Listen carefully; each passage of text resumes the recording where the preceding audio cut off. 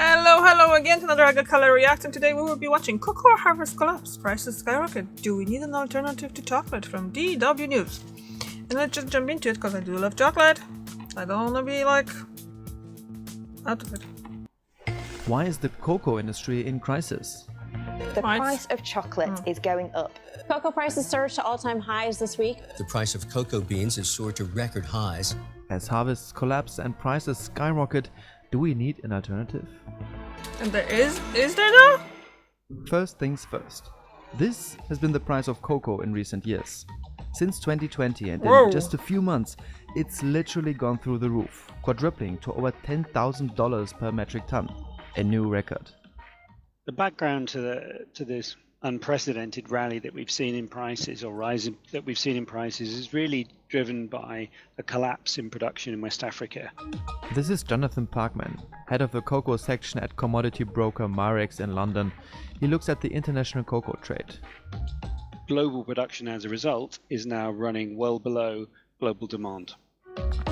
Last year, production in Ghana and the Ivory Coast fell by 22 and 27% respectively. Is the disease? This is being felt worldwide. I mean, I've already seen stuff about, let's say, other plants and stuff like let's say nuts as well. There's a problem with them because, well, the global warming changes the climate slightly, so we don't really feel it that bad. But plants are much more delicate in this manner, so if there is a slight difference in temperatures, there's more possibility of them being like getting sick, and then new parasites can come in, and bugs and stuff like that are basically gonna destroy this. So that could be the reason as well, and I'm presuming that might be something that basically happened there, that the cocoa trees probably are in danger. We'll see in a second when this ad's gonna finish. There you go.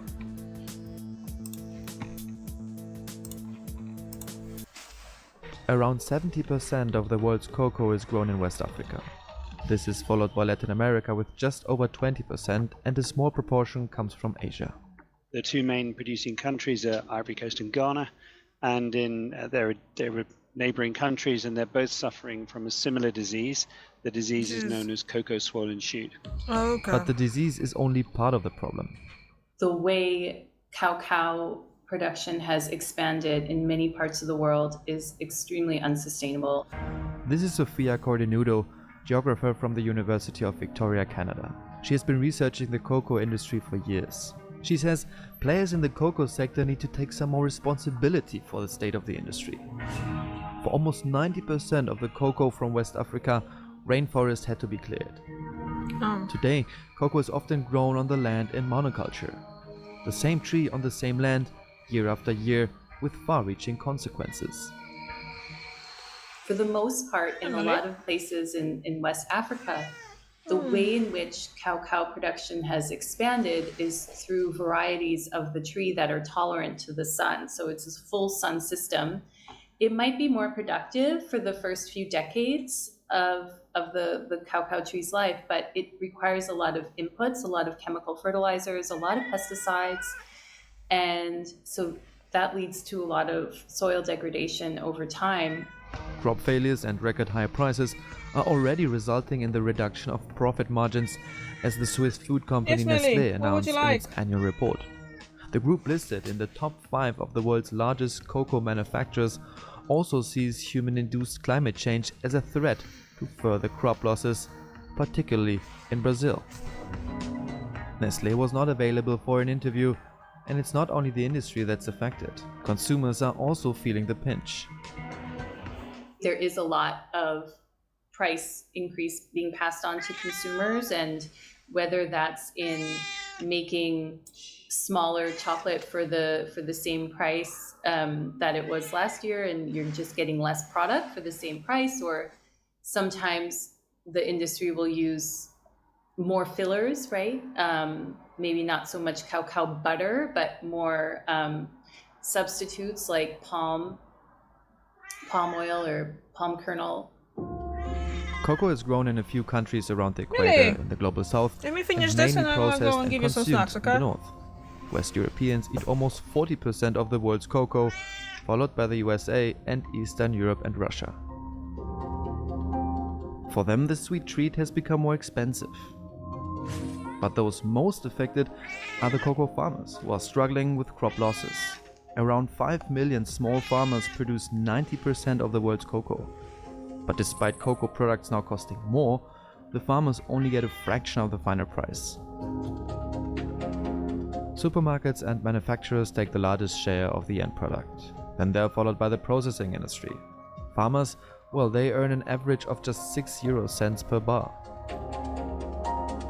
Poor wages and even child labor are not uncommon in the cocoa business.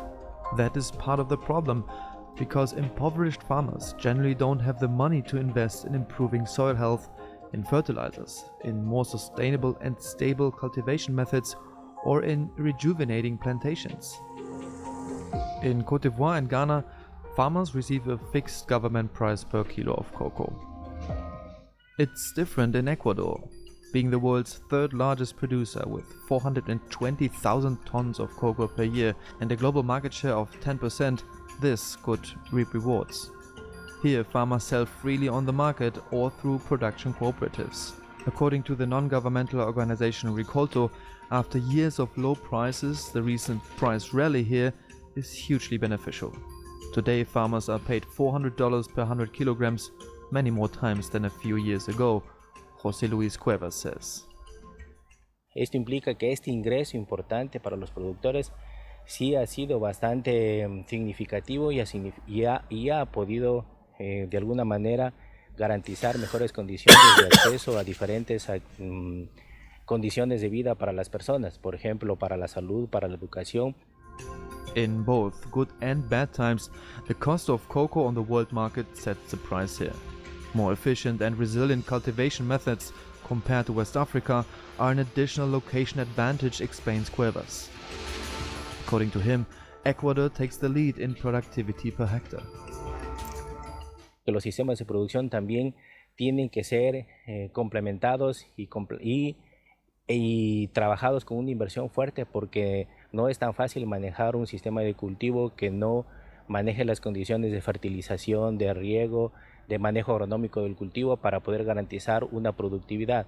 But here too, forests are being cleared for cocoa, so vulnerable ecosystems which might be sensitive to drought or lots of rainfall are a concern. And production has also fallen in the past year. But it was down within what is undoubtedly an uptrend in production. There's a trend for higher and higher production in Ecuador. We are at the testing laboratories of Planet A Foods in Planegg near Munich in the south of Germany. People think differently here.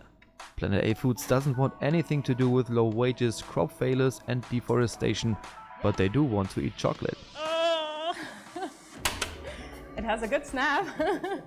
The young company has developed an alternative that is supposed to taste like real chocolate without the cocoa beans. Instead, they use sunflower seeds. This approach is supposed to be more sustainable and avoids issues with cocoa supply chains. The founders of the company claim that a large proportion of cocoa flavors can be reproduced. The result? A chocolatey powder, a wholly EU product. Wir haben hier unser Joviva-Konzentrat. Das besteht aus unseren Sonnenblumenkernen, die wir eben hier gesehen haben, und unserem Traubenkernmehl. Das wird in einem fermentationsähnlichen Prozess verarbeitet und anschließend geröstet. Und auf diese Art und Weise generieren wir die Aromen, die man auch von der Kakaobohne kennt. The special powder is then mixed with fat and undergoes the same process as real chocolate made from cocoa. Stirring, rolling, tempering.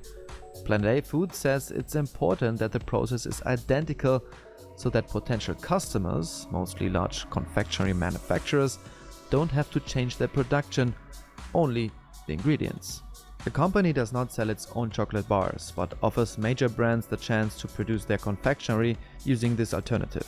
But does it really taste like chocolate? I kind of want to try now. I do love the sunflower. I'm not so sure about the taste of the grape seeds, but still.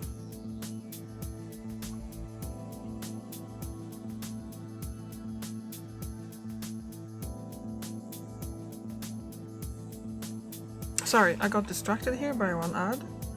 And what's this about?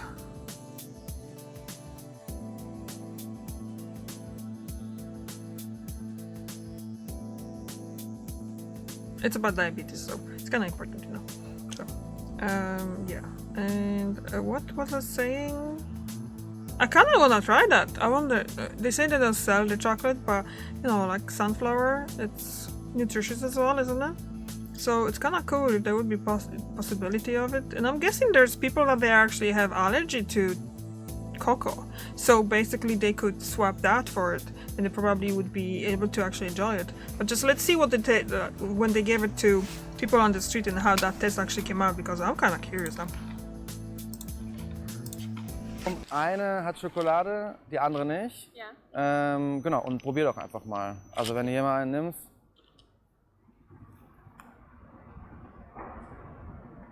Wie schmeckt das? Normal. Normal. Wie man es kennt. Und die? Schmeckt eigentlich genauso. Ja, die ist mit Schokolade, die ohne. Richtig geraten, genau. Ich würde sagen, da ist Schokolade drin. Da ist Schokolade? Hier nicht? Nee.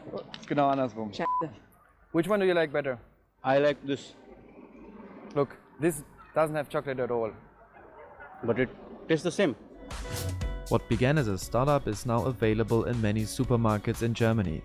The alternative is not only confusingly similar to real cocoa, but also has another advantage in the current price battle. Actually, the prices of sunflower seeds compared to cocoa are quite stable, so they don't rise as much, and they don't in general develop, or it's much more predictable how they develop. And that's what makes Joviva in the end, at least not more expensive than chocolate. I mean, we always say we are there where chocolate and cocoa prices were about 2 years ago. That's essentially 3 times cheaper than cocoa at the moment, and potentially one reason why low-cost brands rely on the cocoa alternative. Regionally grown, safer supply chains, no deforestation. According to the company, sunflower cocoa produces 80% less CO2.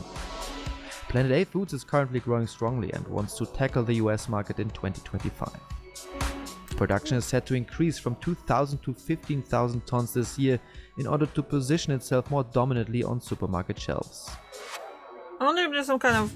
I'm gonna go to a website Fluctuating and try cocoa to prices find are normal, some products. but the collapse of harvests clearly show that the industry is in a vulnerable position. Despite the growth of Planet A Foods, it's not expected to replace cocoa or gain huge chunks on global markets, at least not in the short term. With the producer's model in Ecuador, farmers there are probably best positioned for gains. Fairer wages for small farmers globally, more efficient and sustainable farming methods, adaptation to a warmer world, and, above all, investment in the sector will be crucial for fair cocoa yields in the future. We need to incentivize farmers sufficiently that they're able to afford input, to use greater amount of inputs, fertilizer, that kind of thing, and then we should increase yields, and that will generally benefit the farmer and the chocolate eater as well. But given that to date this has not worked yet, Melted chocolate! what do you think? Well, I think it's definitely a really good alternative. It's good to know that there is an alternative for it. Obviously, it probably takes a bit more time, but then on the other hand, it can be grown in more moderate climates. So there would be more like,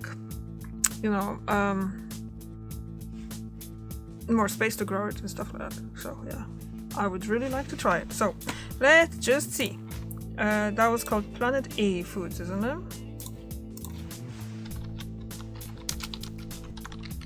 Okay. Maybe that. PlanetAFoods.com. Future-proof, resilient foods ingredients. And here we go. So, portfolio, couriers, press. Chocolate alternative. Oh, so basically they're just talking about the fact that they have... Ooh, vegan, white, semi-sweet. They do look nice. Bakery... but they don't really say where you can find them, isn't it? Press. Oh, there's all downloads. Okay. Okay, we didn't really learn, but try to remember that name. And if we be ever flying through Germany or something, I'll be looking for it. if it's in supermarkets there. So, thank you very much for watching, and I see you tomorrow. Bye.